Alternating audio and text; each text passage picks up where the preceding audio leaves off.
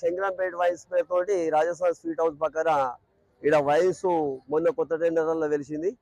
అందులో భాగంగా ఇక్కడ గత 20-25 సంవత్సరాల నుంచి ఇక్కడ నిజాం సాగర్ కానీ, నాగదార, కల్లేరు, వివిధ మారుమూల గ్రామాలకు పోయేటువంటి ఆటోలు జీవనోపాధి కలిపేవాళ్ళు.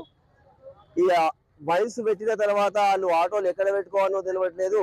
అదే తర్వాత వైన్స్ యాజమాన్యం ఏదైతే ఉంది బోర్డు రోడ్డుకు వాతిండ్రు. రోడ్డుకు వాతడమే కాకుండా సన్న కంకర వేయడం వల్ల అది రోడ్ అంతా విస్తరణం అయ్యి స్లిప్ అయ్యి ద్విచక్ర వాహనదారులు పడతా ఉన్నటువంటి పరిస్థితి కనిపిస్తా ఉన్నది. ఈ వైన్స్ వల్ల ఇక్కడ ఆటోలలో ఎక్కాలంటే మహిళలు అనేక అవస్థలు పడతా ఉన్నారు.